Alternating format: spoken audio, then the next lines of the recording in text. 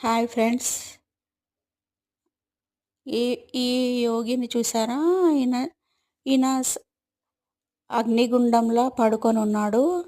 ఆయన ఏం కాలేదంట.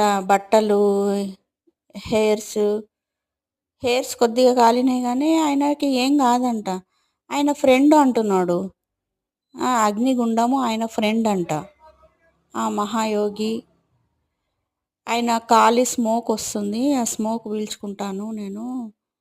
ఇంకా నాకేం కాదు అని అంటున్నాడు. మంట ఎట్లా చెప్తే అట్లా వింటదంట. ఆయన ఎట్లా చెప్తే అట్లా వింటదంట.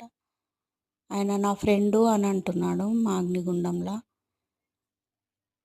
సైంటిస్టులు కూడా అడిగారంట, మీకు ఏం కాదా ఇది, ఇంత మంటలు వండుకుంటే ఏం కాదా అని అంటే, నా ఫ్రెండు నేను ఎట్లా చెప్తే అట్లా చేస్తుంది. నేను 7,000 సార్లు నేను అట్లా పండుకున్నా, నాకు ఏం కాదు అని అంటున్నారు ఆ యోగి. ఏం కాదంట ఆయన చెప్పినట్టు.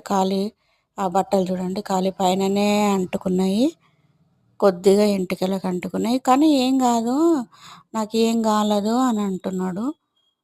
మళ్ళీ ఆయనకు ఏం ఏంది అనేది ఎవరికి తెలియకుండా అంత చిక్కని రహస్యం ఇది. ఆ మహాయోగి అలా చూడండి. ఆ సైంటిస్టులకి చెప్తున్నాడు, నా దోస్తు అగ్ని అనేది నేను చెప్పినట్టే వింటది అని చెప్తున్నాడు. మళ్ళా వండుకుంటున్నాడు చూడండి. మళ్ళా వండుకుంటున్నాడు. ఆయనకి ఏం కాలుతలేదు అస్సలకి. కాలి చేయితోటి ఇట్లా ఇట్లా అంటే అది అక్కడ వెళ్ళిపోతున్నది, మంట అనేది వెళ్ళిపోతున్నది, ఉట్టి పొగనే ఉంటున్నది మహారాజు దగ్గర.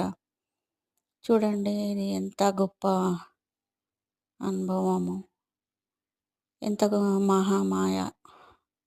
చూడండి ఫ్రెండ్స్, అంత అగ్నిగుండంలో వండుకున్నా కానీ ఆయనకు కాలుతలేదు. అంత గొప్ప యోగి అని నేను అనుకుంటున్నాను. మరి మీరేమంటారు? కామెంట్లో తెలియచేయండి ఫ్రెండ్స్. ఏదో నాకు తెలిసింది కొంచెం నా మాటలలో చెప్తున్నా నేను. ఇంత మంచి ఇంత గొప్ప మహారాజులు కూడా మన ఇండియాలో ఉన్నందుకు మనం గర్వపడాలి friends. Thank you friends. Subscribe చేయండి, లైక్ చేయండి, షేర్ చేయండి.